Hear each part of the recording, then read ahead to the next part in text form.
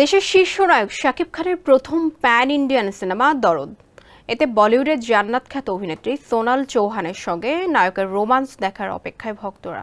ফেব্রুয়ারিতেই মুক্তির কথা ছিল সিনেমাটি, কিন্তু কোনো এক অজানা কারণে সেটি আর মুক্তি পায়নি। অন্দরমহলের খবর, ঈদ উল ফিতরের মুক্তির সম্ভাবনা দেখছিল সিনেমাটি, কিন্তু সেখান থেকেও প্রযোজনা প্রতিষ্ঠানকে ফিরে আসতে হয়েছে এক গোপন শর্তের কারণে।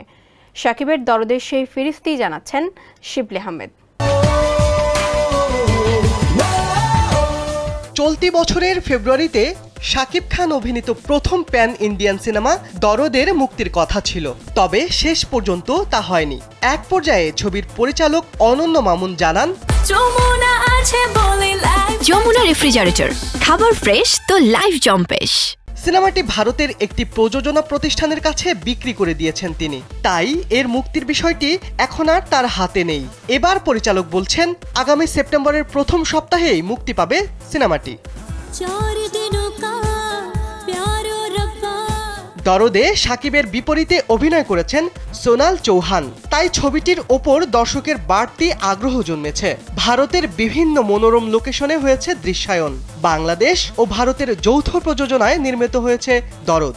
এতে জান্নাত খ্যাত নায়িকার সঙ্গে শাকিবের রসায়ন কতটা জমে সেটি দেখার অপেক্ষায় আছেন শাকিবিয়ানরা। বিগ বাজেটের দরদ সিনেমা কেন ঈদের মতো বড় উৎসবে মুক্তি পাচ্ছে না, এ নিয়ে অনেকের মনেই রয়েছে ধোঁয়াশা। সূত্রের খবর, শাকিব নিজেই নাকি চাননি ঈদে দরদ মুক্তি পাক। ঈদ কেন্দ্রিক সিনেমায় অভিনয়ের জন্য নাকি অন্য সময়ের চেয়ে বেশি পারিশ্রমিক নেন শাকিব। দরদ ঈদে মুক্তি পাবে না, সেই শর্তেই সিনেমাতে চুক্তিবদ্ধ হন এই সুপারস্টার। ধারণা করা হচ্ছে শাকিব সিনেমাটির জন্য কম পারিশ্রমিক নিয়েছেন, তবে অনন্য মামুন বলছেন ভিন্ন কথা। তার ভাষ্য, বিগ বাজেটের দরদ বাংলা, হিন্দি সহ আরো বেশ কয়েকটি ভাষায় মুক্তি পাবে। সব মিলে তাদের প্রস্তুতি নিতেও বেশ সময় লেগেছে।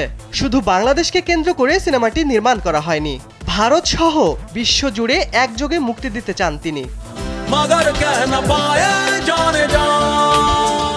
ঘনিষ্ঠ সূত্রের তথ্য, মূলত চুক্তির গ্যাড়াকলেই আটকে রয়েছে দরদ। প্রযোজনা সংস্থার ইচ্ছা থাকা সত্ত্বেও ঈদে আলোর মুখ দেখছে না সিনেমাটি। তা না হলে এবার ঈদেই মুক্তি পেত চলচ্চিত্রটি। ভারতের বারাণসী ও এলাহাবাদে দরদের শুটিং হয়েছে। দৃশ্যায়নের সময় প্রকাশিত শাকিব সোনালের লুক প্রশংসিত হয়েছে। দুজনের স্থির চিত্রের রসায়ন দেখে মুগ্ধ শাকিব ফ্যানরা। শেষ পর্যন্ত এটি প্রেক্ষাগৃহে কবে আসে তা দেখার অপেক্ষায় দর্শক। আওয়াজের সিনেমাটি কতটা দর্শকপ্রিয়তা পায় তা সময়ই বলে দেবে। শিবলি আহমেদ, কালবেলা।